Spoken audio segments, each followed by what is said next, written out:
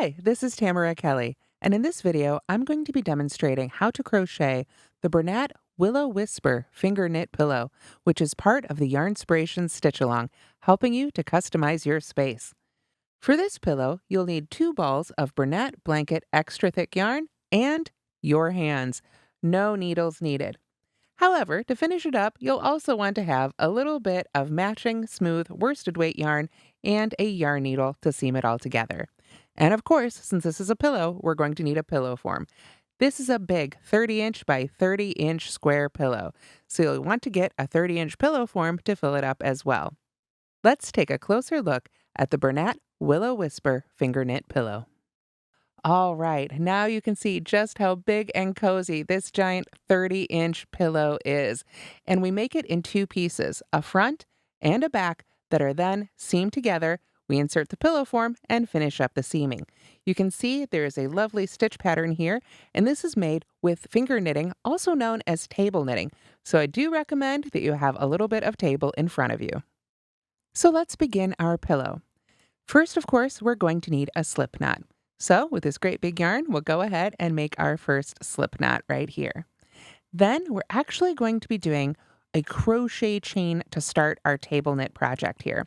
So you can see I've pulled my slip knot down, and I'm going to pull it a little bit tighter here till it's just about the size of my forefinger and thumb, like so. I've got just enough room in there to do a little bit of pinching. Now what I want to do is chain 15. So I'm going to yarn over and pull my loop right through the loop that was on my fingers. When I pull up this new loop, I want to make sure that it's that same size again, sort of that little pinchy size, if you will, approximately 2 inches or so. We continue doing this, and I really recommend that you take the time to carefully yarn over with the yarn and pull the loop up and through, and then make sure it's the same size every time. Go ahead and make 15 of these chains, and then we'll be ready for our setup row. Now here I've actually made a small representative sample. You should have a total of 15 chains for your full-size pillow. But I wanted to talk a moment about counting our chains since this is a knit project.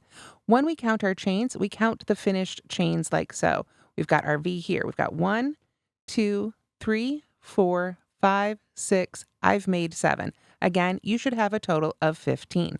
Keep in mind, when you are crocheting, this loop right here, which we call our active loop, does not count as one of the stitches. So this will not count when you're making the chain of 15 as one of your chains.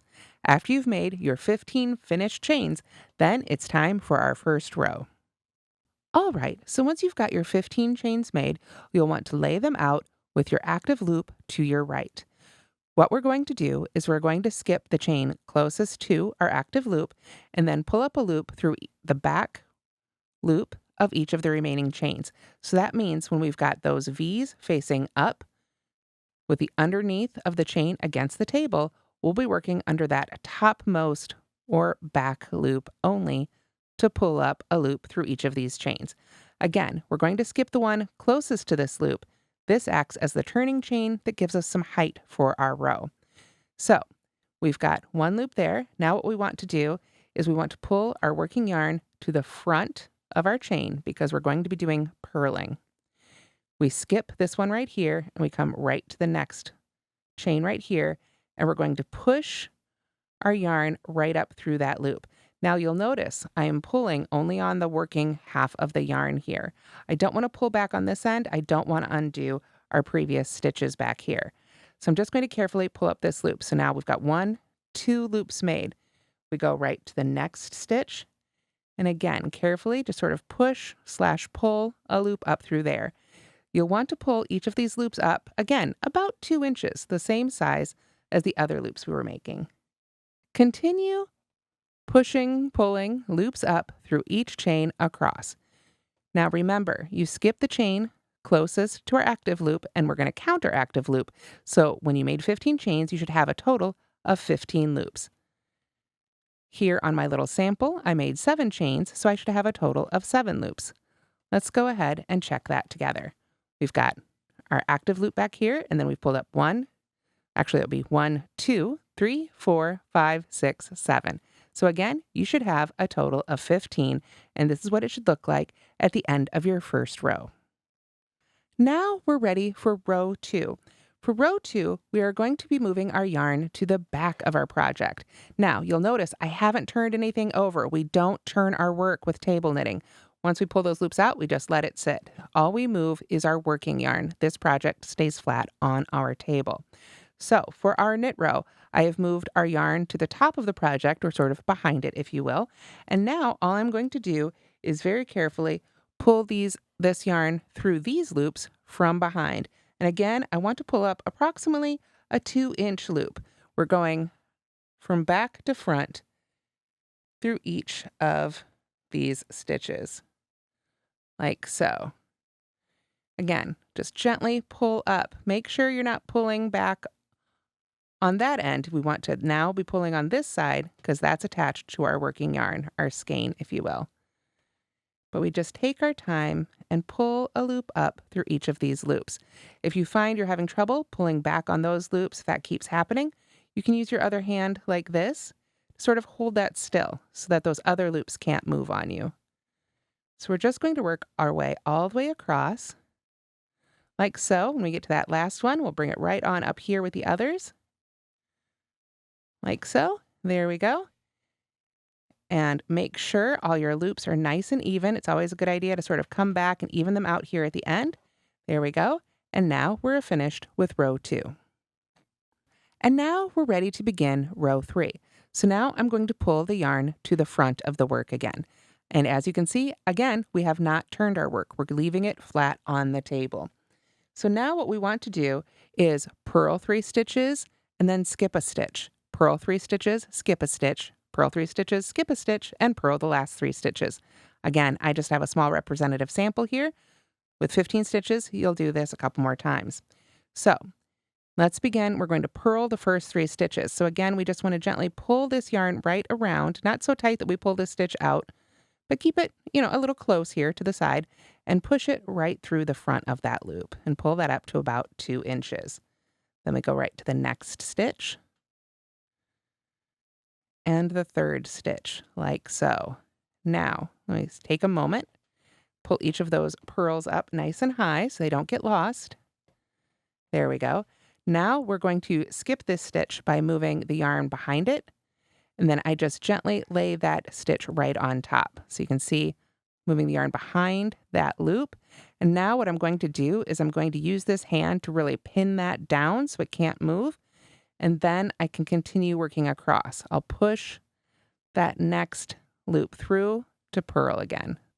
So now we've got 3 purls again, and if we were continuing across, we'd have another skip stitch, then another 3 purls all the way across. Now, again, when we get to the end of the row, it's a great time to stop, straighten out your loops. This one's from the row before.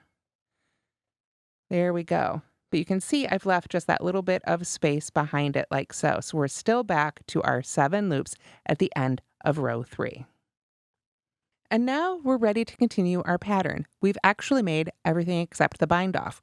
We continue repeating rows 2 and 3 until the whole piece measures 29 inches long, but you'll want to end on a row 2 repeat.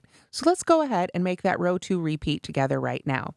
Remember, row 2 is our knit row. So we can tell when we end up on this side, we bring our yarn behind the row, and then we're going to gently wrap it right around so we can start pulling loops up and through. And for the knit row, we do work through every stitch. So I wanted to go ahead and make this one with you, both because we need to do this row before we do our bind off, but also because it will help pull this stitch up and you'll see how this stitch pattern forms. So we're just going to work our way across. And again, for the knit row, we knit every stitch. We don't have to worry about skipping or counting. When you come down to that stitch right here, you can see there's the float we had behind it. We're going to ignore that and just come right up through that stitch as you would the others. Now, you may find you need to pull this loop up a little bit higher. We do want our loops to all be the same height, and that's okay, just like so. That's what creates that stitch pattern. So now we can go right back to knitting the rest of our stitches across here, which means we pull our loops from behind. And we just gently always pull from the working side of the yarn and make sure our loops are approximately the same size. We just continue, just as I've been doing here, repeating rows 2 and 3, ending on a row 2 repeat with your yarn back on your right side. That is when you've reached 29 inches, you'll be ready to bind off. So once you've reached approximately 29 inches of length, then it's time to bind off. Again, you'll want to have your yarn on your right side at this point. And if you have to err on the side of too big or too small, because these are such big rows, then I recommend you err on the side of too small, which will give you a puffier, cuddlier pillow. So now let's work that bind off row together here. I'm going to pull up that first stitch a little bit better here. I'm going to start with a knit stitch in the first row. And when I do this, I like to pull these loops up just a little bit higher than the 2 inches that we've been using for the other loops to give it a really nice way to lay down all the way across here. So what I like to do now, I've made this one. What I'm going to do is I'm going to go ahead and go to the next stitch. You'll notice I still have my fingers in this loop. This is a little trick that I like to use to give me a really smooth bind off. I'm going to pull this loop through, and when I pull this loop to make this next knit stitch, I'm just going to pull that loop straight through, like so, and then put my fingers right in here. And that just makes sure that all these loops across here are a nice size, and they all lay down really evenly. Let me show you that again. I'm going to go right into the next stitch, grab my yarn and pull my loop through, and then right on through the loop that was on my fingers, like so. You see how that makes it all lay down really nicely and evenly. Again, pull that loop up nice and high, then go to the next stitch. I'm going to put my finger right through that next stitch, grab my yarn, and pull it on up and through. There we are. I like to keep the part that's attached to the skein in front of the loop. That also will help it lay down more evenly. So just continue this all the way across until you get to the end. Of course, on my sample here, I've only got a couple more, so we can finish it up together. There we are. And like I say, this sort of saves a step almost of pulling those loops through each other, and I think makes them lay down really nicely. We've come to that last final stitch, so I'm just going to go ahead and pull that last loop through both of these. And then, of course, to finish it up, we'll want to cut our yarn, leaving a little bit of an extra tail. With this big, thick yarn, I always recommend you leave a little extra for weaving in and sewing down if you prefer. Now, to secure this end, of course, we just pull it up through this loop and tighten it, and then we can weave in our ends however you like along the inside, and then we're ready to sew our pieces together. So eventually, you're going to have 2 great big pieces to sew together. As you sew them together, make sure you get the right side on the outside, and what I like to do is actually turn one of the pieces so that the top and bottom are sewn to the sides of the other piece. So before you sew them together, you'll want to take a moment to weave in your ends. Now, unless you've got a really big yarn needle, you'll probably need to just go ahead and use your fingers again. We can just take that end, or each end I should say, and really carefully just pull it under a few of the other loops until it's moved towards the inside, or center, if you will, of our project.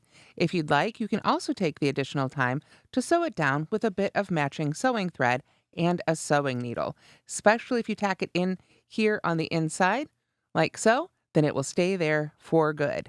Once you've got the ends woven in, of course, then you can go ahead and trim them off. Then it's time to sew them together. And to do that, you're going to want to grab a bit of matching, or at least as close as you can get, worsted weight yarn. And then it's time to match your pieces up for sewing.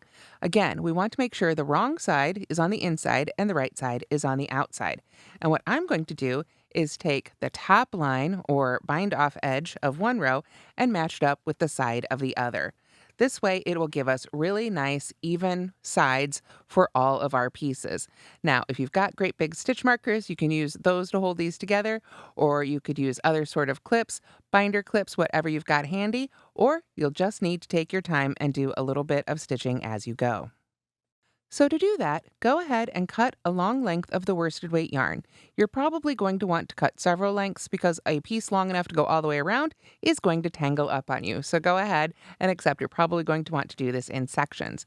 And then, of course, you'll want to start in a corner. It's the easiest place to start.